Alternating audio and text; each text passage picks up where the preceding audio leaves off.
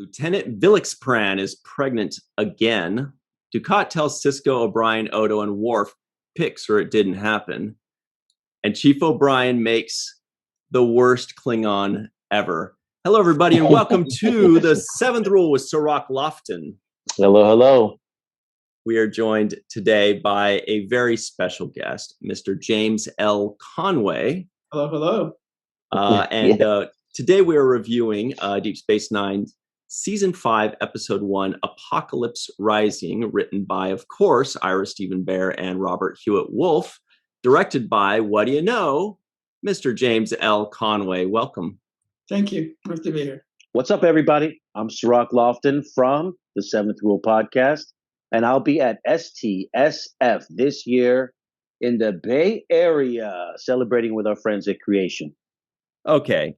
Sirach's also from Star Trek Deep Space Nine. You might recognize him from that. And my name is Ryan T. Husk of the Seventh Rule. You've got to go to this convention. It's March 8th through 10th, just south of San Francisco in Burlingame, right by the airport. You're going to love it. There are already well over 20 Star Trek and sci-fi guests, tons of panels. This is March 8th through 10th. CreationEnt.com. That's CreationEnt.com to get tickets and to get your hotel. We can't wait to see you there. Yeah, I'll be there. Ryan will be there. And we'll represent the Seventh Rule podcast. And Star Trek Deep Space Nine. So good to see you after all these years. We just talked about it. It's been close to 30 years. It's definitely been 25 years. Yes, 25 years. 25 years since we've last worked together.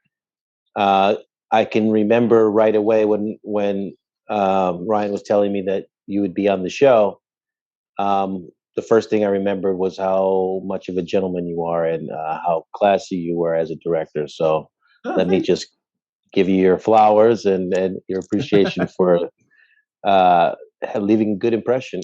That's good. Nice to hear. It meant a lot to me. I loved Star Trek. I was there from season 1 of Next Generation, and I was there all the way to the very end of Enterprise. I would come and go over the years because of other projects. But to have been part of the very first season and the very last season of the whole Enterprise was a really exciting thing for me. You know, since you mentioned it, I was looking at some of this stuff recently, and I didn't know this, or I hadn't remembered this. But yeah, you directed Broken Bow. So you set off Enterprise on its mission, and I know it's not 100% relevant to Deep Space Nine, but that was something I was super excited about because, of course, that also, featured Klingons, and it had what was his name? Tiny Lister, right? The guy that plays Debo on Friday, who is the Klingon in that episode. Yeah, no, really. We had a big Klingon set, and then I didn't remember how many Klingons we had in Apocalypse Rising. When I watched it last week, I was blown away by how many Klingons. But I did remember that from the makeup department was like round the clock because it took so long to get those people in makeup. They couldn't stay the 12 or 14 hours. They had to have 2 shifts of makeup artists. And it was like 20 hours a day of makeup artists working because it had 4 hours to put it on, 2 hours to take it off, and then, 30 of them. It was remarkable.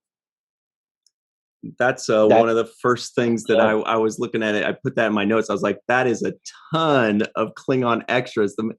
Did they actually, go by and kind of ask you for any thoughts or approval on the Klingon makeup, or were there just way too many where you were just like, I trust you, you guys handle the Klingons, you do your thing? Generally, they knew what they were doing and they delivered them to us looking the way they should. Mm-hmm. But Rick hated when you could see makeup. So the camera department and the operators were very cognizant of how the makeup looked. And if there was anything wrong, they would stop and have to fix it because Rick would make you reshoot it. That particularly became a problem for Renee because Renee's makeup, as Odo, tended to have problems around the lips. In fact, when I saw the recap at the beginning of Apocalypse Rising, you could see that there was a lot of chappedness around his lips, which I know Rick used to hate. In the beginning of our episode, the makeup was good again. Interesting. Sirach, I'm sorry I jumped on you. I thought you were going to say something. That's just a little nugget of knowledge. I just didn't realize that he had that pet peeve about makeup and forcing the reshoot. So that meant that you want to get it right the first time because you definitely don't want to have to, go back in the lab and do it again. Yes, it was a big thing for Rick, and yes, you had to make sure it was right, and because he would make you reshoot it, depending on how severe it was.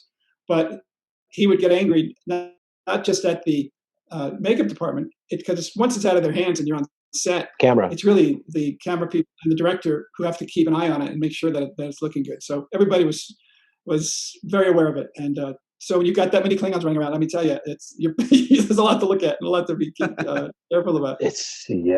That's a lot. So I can imagine that you didn't do too many of the heavy Klingon scenes early in the morning because it would take time for them to get that many people on the set at 6 a.m. or 7 a.m. Right. They would schedule the day so that you needed the least amount in the beginning, and then it would grow during the day for the big scenes by the afternoon. But when we had to have that many of our stars, I mean, all of our principals had to be in the Klingon makeup when we were on the ship or on the planet. So it was the actors were getting there at probably 4 a.m., 3:30, 4 a.m. For makeup. Yeah. And Dorn, of course, was like, welcome to my world, guys. Yeah. Exactly. I do this every day. One of the things that first came to my mind when I was watching this episode was Avery's thoughts that I've heard him say on multiple occasions about his worst experience on Deep Space Nine, and he always brings up having to wear this Klingon. Was it the teeth? It was the whole thing. He hated having the makeup, the process, the hair. He didn't like sitting in the makeup chair that long. And I just wanted to ask you if that frustration was something that he voiced, or was it present, or was it just something that he kind of kept to himself? He never complained. So it was one of those things that he was a total pro and he kept it to himself. And then afterwards, he would say, God, I hated that. Okay. You know what I was thinking? During the whole process, great. I was thinking, like, it looked like he honed and harnessed that frustration and used it as his character, because he really came off as an ornery Klingon, which worked so beautifully. And so I'm wondering if maybe he was just sitting in that makeup chair saying, as soon as they say action, I'm letting it out. I'm going to make it happen. Well, it was funny having to modulate the tone of the performance as Klingons. And in fact, there's the scene about it where Worf is correcting them as they're not being strong enough or being too strong. But I had to do that for years on these different actors, because the Klingon had to be at a certain level, and usually had to bring actors up to that level. Yeah. But all the different aliens each had their own sort of world that they lived in. The Kardashians and the Romulans, and everybody had their own thing that you had to sort of keep track of. But the most fun were always the Klingons. Yeah. And it's funny because, Ryan, in your opening, you mentioned how O'Brien makes the worst Klingon. I was laughing before I even said it. I could barely get it out. Yeah, because he's so comical, because it's almost hard for him to bring himself up to that level that you're talking about, where he has to be aggressive and in your face. He's he's the apologetic guy. I'm sorry, I'll do better. Like, no, that's not the approach. No. But did you at some point, Jamie, sorry, did you at some point address each actor, each of these four, which is, by the way, the scene is beautifully lit, but we could talk more about that later. But the four actors, did you have to address them slightly differently? Like, give any kind of notes, say, can you bring it up a little bit, like that? Or was it more of just kind of a collective thing where they all kind of knew their roles and you were just focused on directing the whole of the scene? We rehearsed it ahead of time. And they were they'd been around enough Klingons, so they knew where they had to go. So I didn't really have to modulate them very much. It's usually the other actors, that guest stars, that would need it.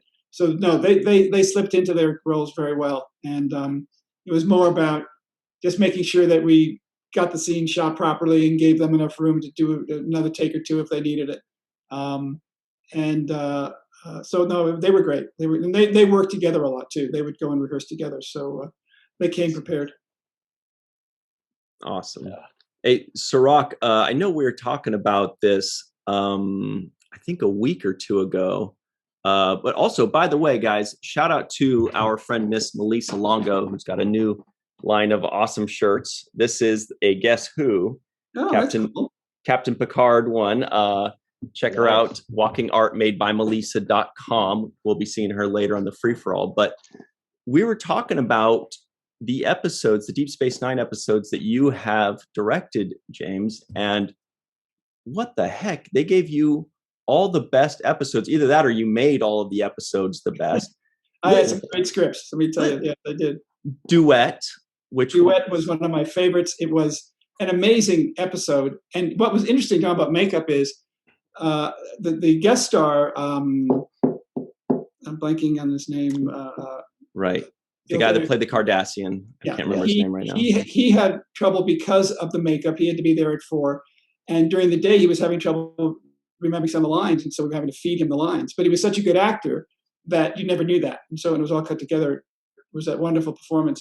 And I love the fact that you could have such a dark episode of a Star Trek show because neither Voyager nor TNG were ever that dark. So it was really fun to be able to go dark on Deep Space Nine. His name was Harris Yulin. Thank you. Harris Yulin. Wonderful guy. Wonderful actor. Yeah. And that was, and if I remember correctly, Sirach, I mean, certainly in the first season, that was the highlight of the first season, I believe. I think so. Yeah, the performance in that was excellent. That was Kira's standout episode, and just they brought up such this really thought-provoking concept of who's on the right side and who's on the wrong side of something. Are the similarities that two people have, even though they're completely opposite and they're fighting against each other, they actually have a lot in common. I thought that was just a great mental chess game between the two of them. Very well done. Yeah. It was interesting to direct too, because I had so many scenes in the jail cell. Yeah, I was going to ask you about that. Big scenes, and I attacked them all differently. So each one is they're blocked differently, shot differently, so that the sense of variety could be brought in. And it was one of those episodes that, because of having to line feed some of Harris's lines, I didn't know what we had until it was all cut together.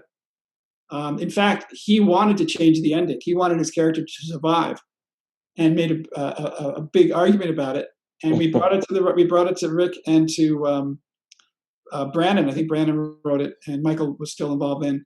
And they said no, and Harris was fine at that point. But he really was fighting to the death for his character not to die.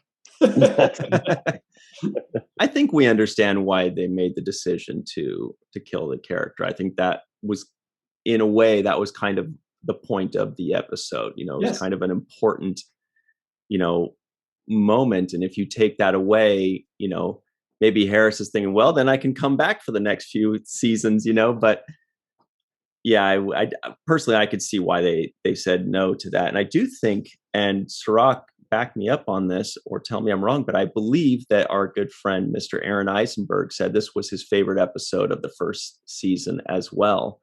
He really loved Duet, and he was just blown away. And I remember before we reviewed it, he's like, dude, you guys, we gotta, I can't wait for the Duet review. I can't wait for the Duet review. You guys are going to love it. And it was just amazing. It was beautiful. It's really a masterpiece, Jamie. Thank you. Everybody did a great job. And to add to that, I think one of our comments when we watched that was how fabulous the acting was, right? The performance. And you would have never known that those lines were pieced together as you just described, because you would have never known it, because it looked like he was delivering one of the greatest guest star performances we've had, and you would know that that it was chopped up in such a way. I just think that's just remarkable.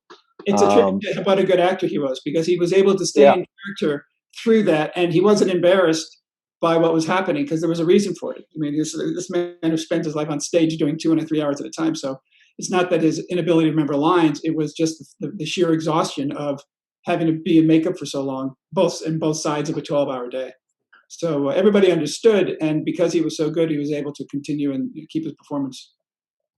No, I've been there when that has happened before with actors, and it doesn't always come out looking like it was not done like that. Sometimes when you feed actors the lines, it looks like it just doesn't come across as their best performance, and it looks a little choppy. Right. But in this particular case, I mean, it was just like it looked like an excellent heads up, and you know, you talked about having to film in such a small space and uh, create something visually for the audience so that it wasn't stale and just stagnant. So you approached it differently each time and lined up shots, you know, separately, so it wasn't all in one take. Yeah. But I wanted to ask you. So this is the extreme opposite in this particular episode, because now you have the station, the ships, and also the Klingon. You know, this hall of warriors. So tell me about the approach that you take when you have more to work with. Well, this I look forward to because it was such a big spectacle. I think it was the most Klingons that they ever had at once in Star Trek, ever, before or after. I can't imagine they've had this many scenes. I haven't seen all of the Discovery episodes, but the ones I've seen haven't had. They did a lot of Klingons, obviously, but I'm not sure they had this many. But it was the challenge, of course, of having our stars in makeup as Klingons and the fun of that. And then the big battle scenes. I love battle scenes. I love action scenes. I did Way of the Warrior when we introduced, Michael coming back to the show, and that was a 2-hour spectacle with a bunch of battle scenes. And I really enjoyed having the when you're fighting the Klingons, it's the most fun because of the way they fight and the weapons that they use and with the words that they say. It's always so poetic. Yes. That it just makes it fun. And the lighting, you mentioned the lighting. The lighting was beautiful throughout that episode, and there's so much top light where you see these great shadows falling, and that's all. Chris Crossgrove was the key operator, and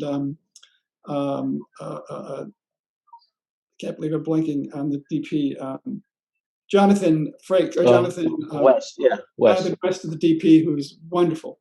In fact, that team was so good that when I did Charmed a few years later, and Star Trek was done, I brought them over, and they were on Charmed with me for 5 years. Really? Oh wow. Yep. Wow. Now, yeah, I did. I just wanted to just highlight that. Yes, I did enjoy the lighting and love the mystery of it. I felt like I was really in that space. It was kind of like being at a dive bar or something, a Klingon. So I enjoyed that, and the the wine, the statue, and the closeness of the characters getting all up in each other's face. But one thing that I think that was really stood out to me in this episode was we had just seen prior to this Odo go from being a changeling to a human.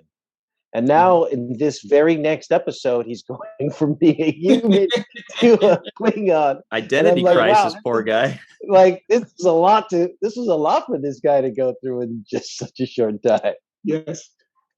So I just love the way that was portrayed in the episode. I thought he did a good job, as well as playing the awkwardness of him not really feeling comfortable in the role. Yeah, exactly. Yeah. I think also this may have been an 8-day episode. Most of the episodes were 7-day episodes, and because this was the first one of the season, and because of all the makeup situations, I think this was one of the ones that got 8 days. Now, of course, everything is at least 8 days, sometimes 9, 10, 11. But in those days, that extra day really made a difference. It really helped you be able to shoot bigger scenes, more coverage, take more time than when you're cramming 7-day shows.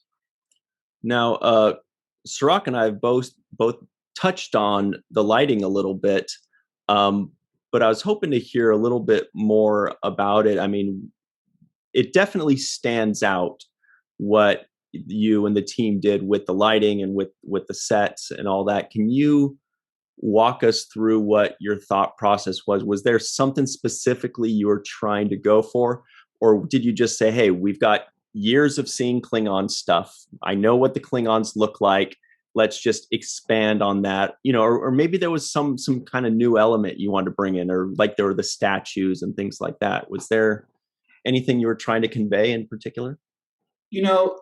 that set design was done before I got there because I was just coming in as it's not like doing a pilot where the director is involved in all of those decisions. This was something that the production designer worked out with Ira and Rick for what that look was, and then the style of lighting for the Klingons had been established, and I think that Jonathan just took advantage of the big set. The top lighting is always traditional to have with those and the colored lights. But it was a lot of fun for them because it was such a big scene and so many days of it. So they got to pre-light it and to test it and see what it's going to all look like ahead of time. And that's why it looks so good. Is they had enough time to shoot in that set to be able to pre-light it and do all sorts of different tests to check out the colors and see which work best. Just sounds so fun. It just sounds like it seems like it fun. It must be a dream for like production designers and art department people to just have a day like this, especially if it's the first. And this I'm guessing on, but I would guess that the first episode of a season, you have a little bit more time to prepare for it, and that's why, a lot of times they're a bigger budget one is because they can kind of afford to, not only do they need to make it look big and huge and it's kind of a bigger splash, but also they have a little bit of extra leeway time to kind of plan it out. And it seems like a production designer's eyes would get really big when they see the script and they say, "Ooh, all right, it's time to have some fun." And the spaceship, the Cardassian ship that took them there was also a great set. That one really had a lot of top lighting, a lot of shadows and darks and light and bright. I love that. That was a great set too. One of my favorite spaceships. Yeah, I remember that too. I just can't, I just know that there's a lot of really big actors in this particular episode with Ducat, who likes to upstage everybody, and you have and you have JG who comes in there. You have Galron, who's like, his eyes are tremendous in this. I like, and your house, and your house, it's just all eyes, and I'm like, wow, this guy's eyes are, like just telling the whole story. I love the fact that these guys each played 3, 4, 5 different aliens on the show over the course of this years, and you never know it because of the makeup. But they were such good actors, and they could deliver every time. A lot of people you put in that makeup, and it just closed them right down, and they weren't able to act through it. And these guys, of course, were masters at it. And it's most of them were Shakespearean trained, and that's for playing aliens on Star Trek. Shakespearean training really comes in handy because otherwise, most actors who've never done that feel self-conscious about having to be that big, but still be convincing. It's very hard to do that because you're sort of out of your comfort zone. But these guys who have played Shakespearean roles, which aren't big by nature, fit right in. That's a great 100%. point. Yeah, because it's funny because Sirach, you and I were always hearing about, it seems like almost every one of these actors, especially like the alien types, the ones that have to play larger than life, they're all Shakespearean. They're, that's usually their bread and butter. And then it's usually, I think a lot of it is not just because they have to act big, but like a physicality too. Like their body needs to move in a big way. And Jamie also mentioned, and we're all kind of talking about it, I feel like it's also just in the eyes. As long as the eyes aren't covered, then you at least untied the actor's hands a little bit there to just really throw something at you with their eyes. Like Rene Aubergenois was always great at that, very expressive with his eyes. Armin, great with that as well. Well, actors are acting with other actors, and the eyes are key. I mean, it's very hard to act well by yourself. So you really have to, in a performance, you're performing somebody else, and it's all right here.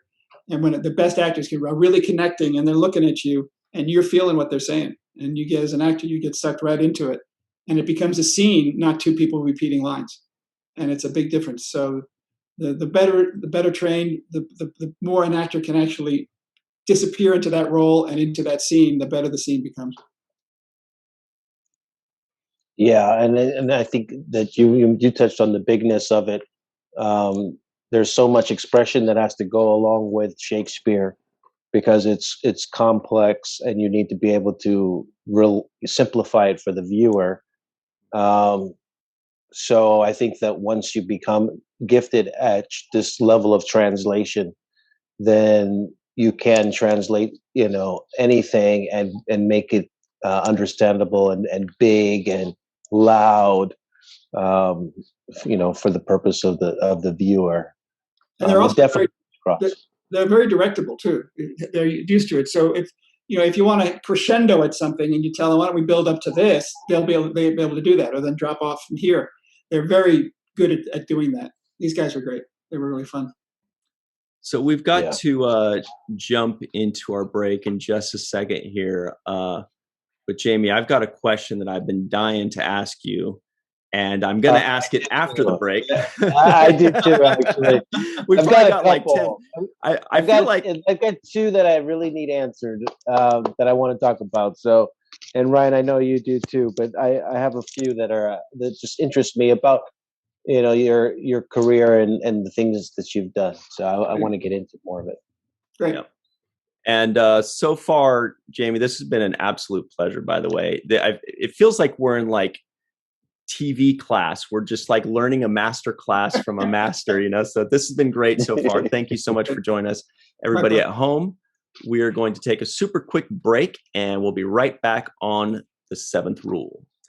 Hello, everybody. Welcome back to The Seventh Rule with Sirach Lofton.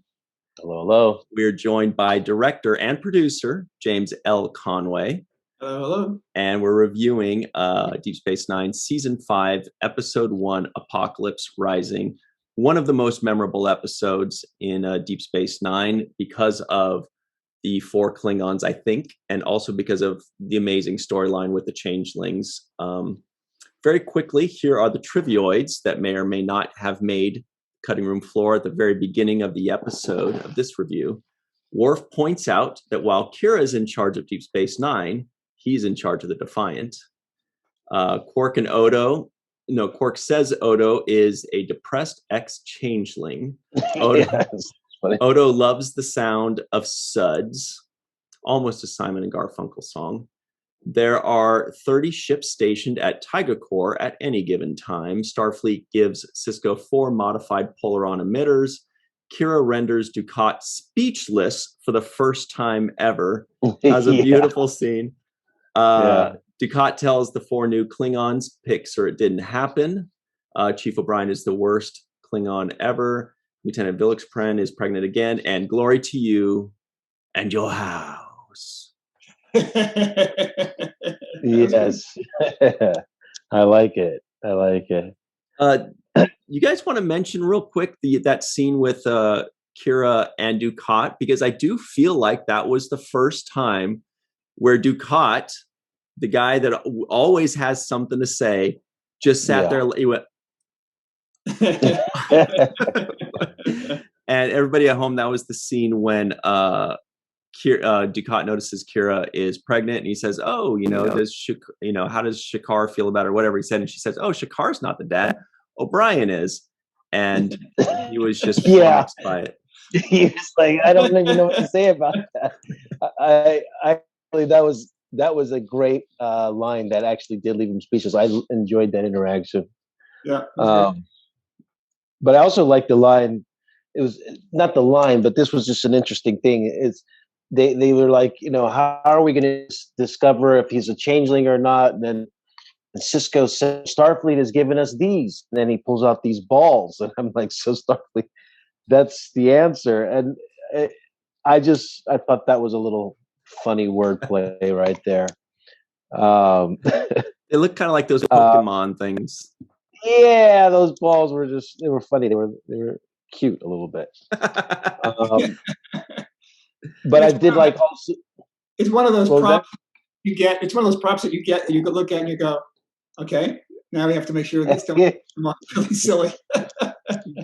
Yeah, they look like some kind of toy. I think I've never seen them market that as a gift for anybody, but maybe one day. Well, it worked because Worf did say it is a children's toy, right?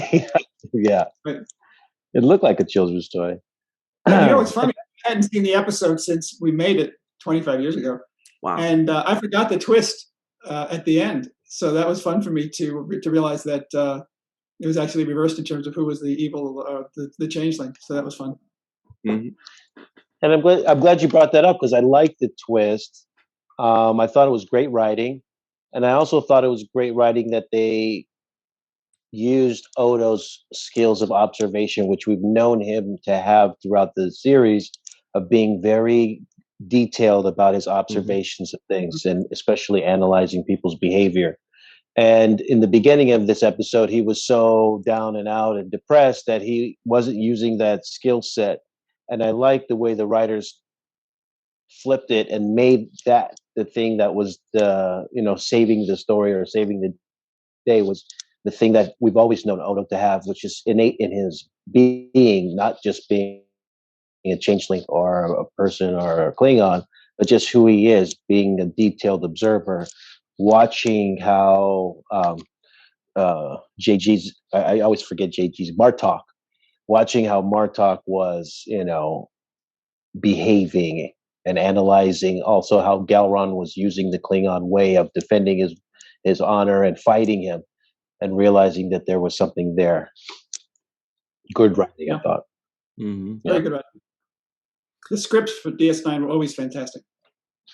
Yeah, and that it also gives Odo almost that a redemption story for himself. It reminds him of his value because it starts off the episode where he's feeling down, basically thinking I'm useless, I'm no good anymore. And then of course Cisco gives him that first nudge saying, I need my chief of security, which is saying that's you. You're not just some dude who's useless. You are still the top guy and then very important to me. And it kind of allows Odo to prove to himself his own value. It comes mostly from his mind, not just because his arm can turn into a blanket or whatever, or he can turn into a rat. Right. So, Sirach, do you want to hit him up with one of our hard-hitting questions now, or shall I do it? Well, I'm going to go with my lighter of the beginning ones, and that is, looking back, I see two shows that I grew up watching on your resume, and I wanted to talk about them. One of them was Hunter, and the other is MacGyver. Yes, and they jump out as being a couple of shows that I grew up watching, and were some of the ones I hold dearly to my heart. So I just wanted to ask you about your experience on those shows. MacGyver, I loved doing. I did, I think, 7 of them over the first 2 or 3 years. They moved to Vancouver in 88 or 87, and I did 3 or 4 up there that year. And that was the first time I shot in Vancouver, which I've now done millions of times. It was one of the first shows to shoot up there. It was a great experience. Ricky Dean is one of the most fun actors to ever work with. He was a great guy. And in those days, there were a lot of single male lead shows, like MacGyver. MacGyver didn't have a team. Ricky Dean was in almost every scene of that episode. There were a few times you'd cut away to just the bad guys, but in those days, you had a male driving these detective type shows who were in almost every frame of every episode. So it really made it tough work for the actor to do that all the time. Same with Hunter. The two of them, first of all, he was 6'7" and she was like 5'2". So the 2 shot was a thing of beauty because it was 2 people walking along and they're like this. It was a very wide lens. And I liked doing Hunter. There was trouble with Fred and the writers of the show, and he was very unhappy with the scripts he was getting at that point. So there were a lot of angry phone calls between Fred and the production office. And ultimately, later in the series, Fred took over as the creative head of the show in terms of the writing staff. He became running it because he had very specific ideas about what he wanted the show to be. I pretty much stayed out of that. I had a great time with Fred, and I had a great time doing the show. And it's fun to have done some of these iconic television shows. So, in fact, my wife was an actress, and she had done Rockford File, and I never did meet Jim Garner. I would love to have met him. But, it's nice to have been involved with some of these really iconic TV shows. Wow. Yeah. MacGyver, man. That's when I was a kid. He was the guy, man. He was amazing. So I did want to ask you as well. You've been in 4 Star Trek series, multiple episodes in every series, and again, some of the best. I'll on Deep Space Nine alone, duet Necessary Evil, The Way of the Warrior, Little Green Men, Shattered Mirror, For the Cause, and Apocalypse Rising. Wow. That's like a who's who of Deep Space Nine episodes, right? I had some great episodes. But beyond that, I was just kind of wondering, what do you think it was about you that you brought to the table that had the people of Deep Space Nine and all four of these Star Trek series that had them that keep calling you back? You know, what was it about you that they just kept calling you over and over again, saying, "We need James"? It's a couple of things. One, I had been an original Star Trek fan when I was in college. It was airing and reruns, and I'd watch it all the time. So I came to the very first season of Next Generation, and I got the show. I got along with all the actors. I got along with the producers. I knew the history of Star Trek. I got along with Gene for what little time we had with him, and I felt very comfortable on the bridge, so to speak. That world I just slipped right into, and with all the aliens and all the costumes and the way you had to shoot it and the evolving nature of visual effects. Because when we first started in visual effects, if we're going to do a green screen scene, they had to bolt down the tripod. They'd go to a special camera that had 5-pin stuff so that there would be no movement in the little film. Nobody could move, and there was a green screen. It was so primitive. But by the time we were doing Enterprise, you could do just about anything. You could practically shoot it with your iPhone. So the whole evolution of visual effects was very much part of it, which I embraced. And the way I shot, I got along with the cast. I got along with the crew, which is always important for longevity. And I got along with Rick Berman. He really liked my style and the work that I delivered, as did the showrunners, I hope, of the other shows. So that's why I kept coming back, is because as I would have time that I was free, I'd be able to call Rick and say, I'm going to have some time and so, do you have any episodes available? And the reason I got the pilot for Enterprise, at that point, I left in 96. This was the last one that I did of Deep Space Nine, because I was offered executive vice presidency of Spelling Television. Wow. So I left for 6 years to be an executive at Spelling, where I was running all the production. And while I was there, Rick called me and said, I have a script for the new Star Trek Enterprise. I want you to direct the pilot. We were owned by the same people. Spelling was owned by Paramount. So I went to Aaron Spelling and I said, they want me to direct the pilot for Enterprise. Would you let me release me for 6 months to go do that? And he said, yes.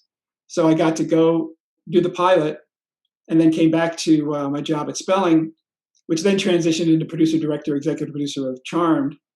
But I would come back once a year to do an episode of Enterprise, even though I was still working at Spelling, because I wanted to keep my hand in it and see all the actors and just do that. So the longevity was because, A, I love actors, had great casts on all the shows. I loved the scripts.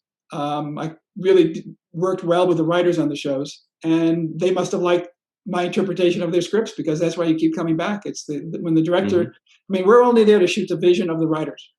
And if you put too much of your own personality in there and you're not true to the nature and the spirit of the series, it's not going to be a very good episode. It's going to bump.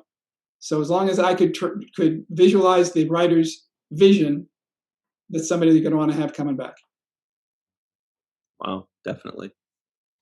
I want to piggyback off of that, and I want to get into, you said asking for 6 months leave of absence. I was like, 6 months.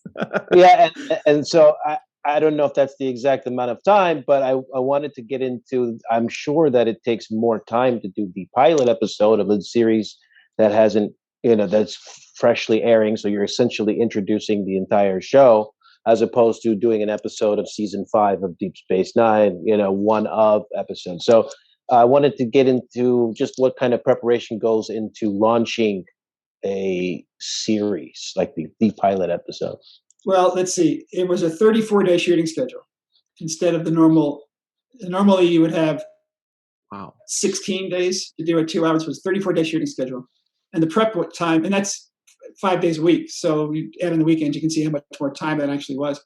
And then there's the prep time was at least that, probably longer. So when you start a new Star Trek show, you have a script that everybody loves, but you have no cast. And everybody sort of knew that Scott Bakula was going to be the captain, but it wasn't set in stone until like 2 weeks before we were going to start shooting, maybe even a week before. They were negotiating with the deal and doing all things like that. He had worked with Carrie Mulligan, or Carrie, the president of the studio before, which is why they all thought about Scott. McLuggage, yeah, McLuggage. Yeah. So Scott was always in their pocket. But all the other cast members we had to find from scratch. We really had no one in mind. So the casting process went on for at least a month, maybe more, where we would see people 3-4 times a day, 3-4 hours a day, and then cycle through them until we found a cast that we liked. Meanwhile, we're designing a new spaceship from scratch, and we had concept meetings about what we wanted it to look like. The feeling we wanted was like to feel like a submarine, unlike the big airy, spacey things like Deep Space Nine had and Voyager and Next Gen. We wanted this to be primitive because it was all before all of that.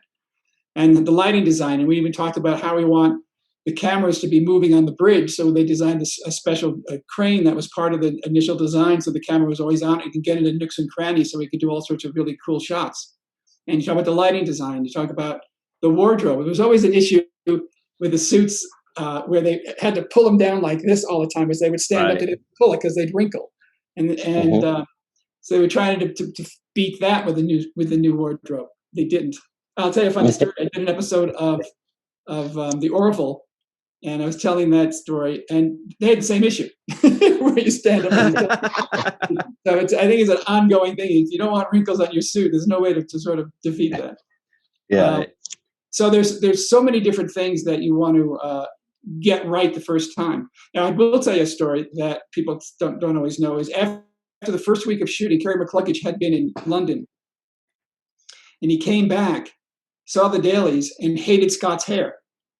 He wanted Scott's hair the way it was when he did Quantum Leap, I think, or something like that. And Scott had done something else with his hair that we all liked, but Kerry had something else in mind. So we had to go back and reshoot all of Scott's work for the first week, which added a couple days. Wow.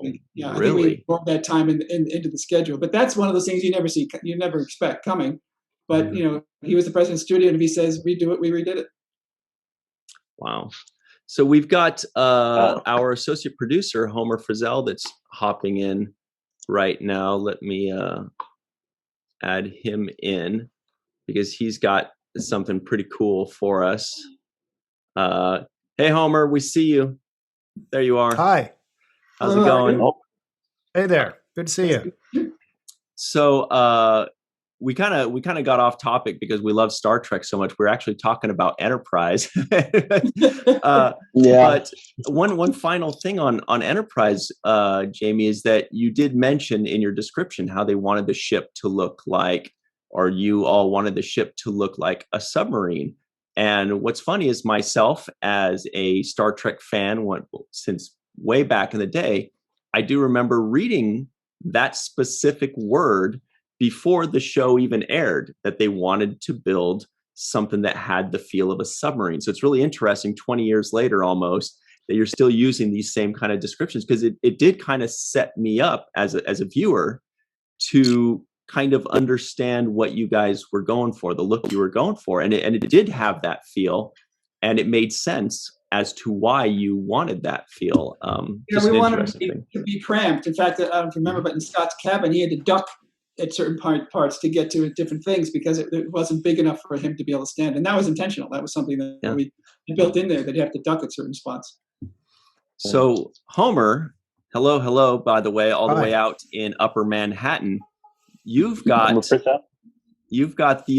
script I do. for this episode.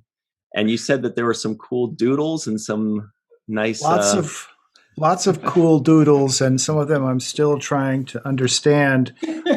Mainly it's the abbreviations that were used.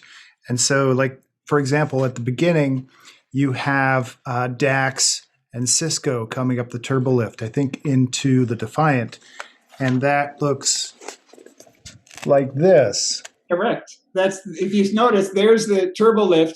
And if you look at the shot, the camera's on two of them. It then hands off to somebody else, and then walks back and then walks through, and that's the camera and the camera direction's going. I've completely prepared every scene before I shoot, and I do sketches.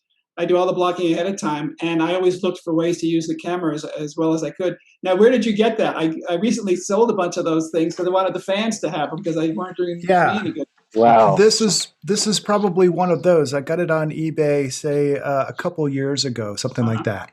Yeah, yeah. Yeah, and there are lots. So hang on. So Jamie, is that an original James L. Conway? Yes. Piece of art? Yes. Wow, that's awesome. I had a bunch of these scripts, and they were just sitting in a box. And I said, fans would probably love this, especially Star Trek fans. So there's somebody in Hollywood that I know that sells them, and I gave them to her, and I got some money, and she sells them for money. But more importantly, fans get them, who love them and cherish them. So I think it's a win-win for everybody. So that is a thing you've got there, Homer. It's authentic. It's been verified. Yep. Yeah. And you were saying, Homer?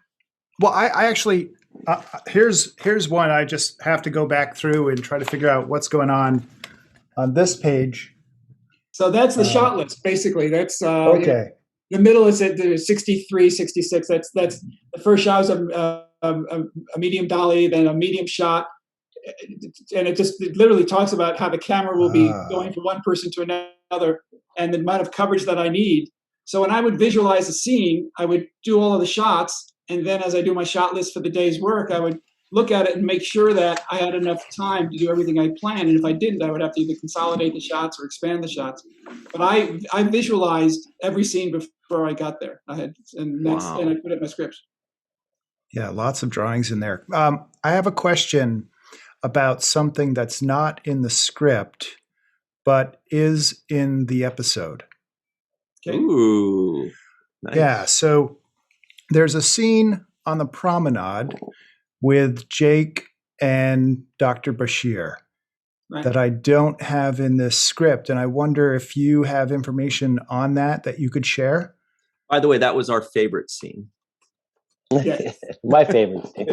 I think that we may have been short and they added it, or they may have realized during production that they needed it. I don't remember. Yeah. I don't remember. Because I was looking for a drawing of the promenade. I was like, it's not in there. And you have a nice drawing of Quark's Bar, and then you have the Hall of Warriors. And it was really neat to see, there were going to be 8 statues, but then there ended up being 4. And so they're X'd out on each of those drawings. Yeah. Well, the art department gives you blueprints or floor plans, and I would base it on that. And depending on the set, I would either use their floor plan or make my own version of it.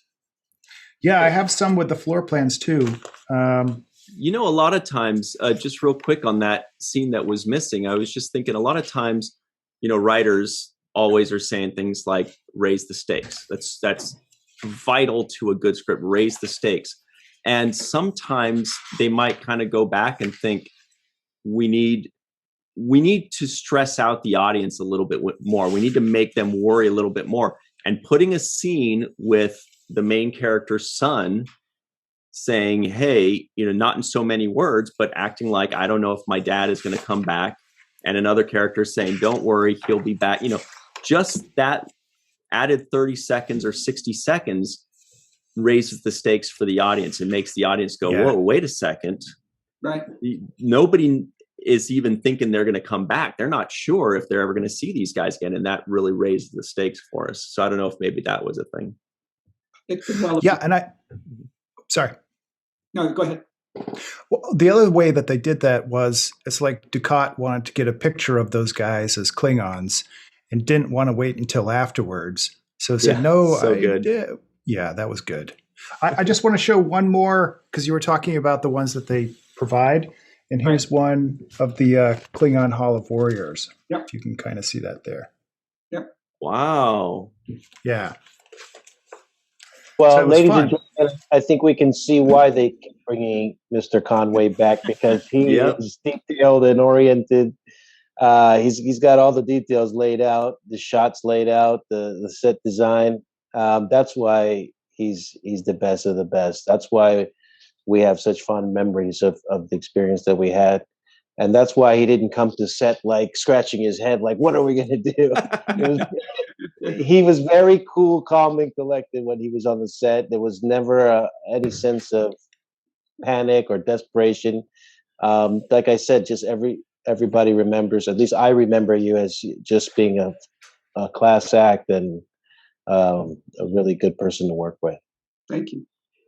Thank you. And I also want to say that we just reviewed the season 4, and Little Green Men was also on our top list of last season's episode. We felt like The Visitor and Little Green Men were the top 2 episodes of season 4. So I just want to tell you directly that that's how we, the audience, the fans, feel about it. I love making that episode. It was fun to be able to do one that had so much humor in it. Yeah.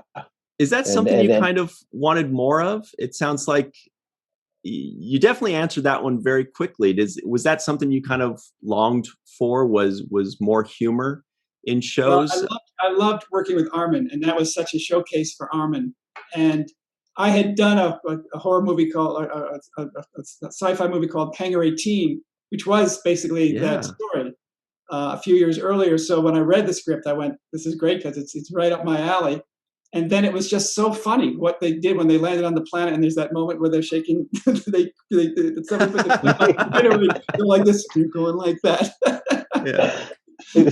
Just it became funnier as we were shooting it. Just the actors brought it to life so much. And I remember sitting down with Ira ahead of time when we were doing the tone meeting, and he was very worried about the humor being translated well because we hadn't done a lot of humor. He didn't know if I could do humor. So we talked a lot about it, and I think he was very happy with the result. And also, was it an early decision to not have them kind of speaking the same language early on in the episode? Because there was that communication barrier that it started out with. That started off like that? Yes, I think that was in the script. That's something that they had always done, as far as I remember. It was a great script. Yeah, the comedy worked well. I was laughing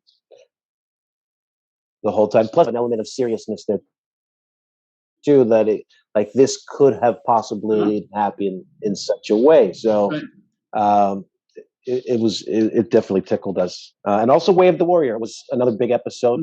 I love doing that. Yeah, I just want to give you your props, man. You're awesome. Yeah, we could keep going and just keep complimenting everything that you've done, because when we look at the list, we're just like blown away by all of it. Sadly, we only have a couple minutes left. Otherwise, we'll just keep complimenting you if that's okay. Well, let's compliment the writers. It starts with a script. Homer, were there any other things that jumped out at you with the script or any of the drawings? A lot. And then just based on what I've heard so far, I need to go back through, and now I understand some of the nomenclature. I may have other questions later. I think I can find you on Twitter. So I can. Okay, perfect. Sure. Yeah. I mean, I just the medium, and I was like, oh, of course, that's M, because I'm getting used to the different abbreviations for the characters as well, and then trying to figure out what the like this means. And I think that's character that doesn't have a name, but I'm not positive. Show me, I'll let you know. Yeah. Okay. I'll be looking. Shouldn't take me too long.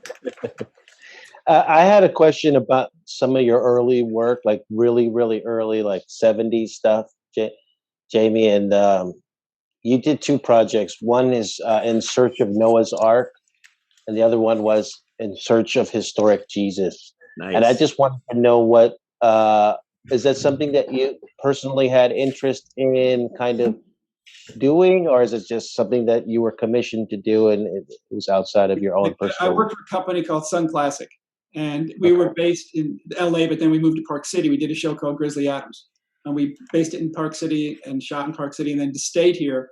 And based on the success of Grizzly Adams, we then did 12 movies of the week for NBC. But it was that company. We did television, and we also did exploitative 4-wall movies.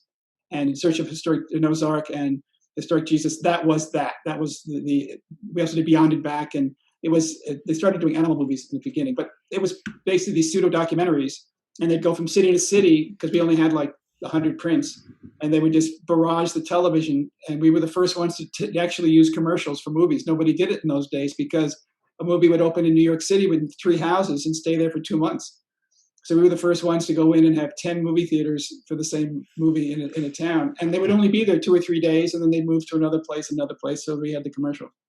But these were not things that I really had an interest in. There was more a commission thing. The fact that I survived In Search of Noah's Ark and had a career still baffles me to this day. But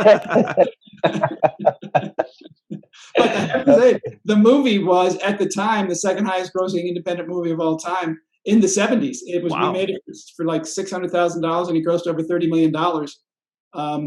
And that's $30 million in 1976. 70, yeah, 76. It's a really successful movie, but it wasn't a very good movie.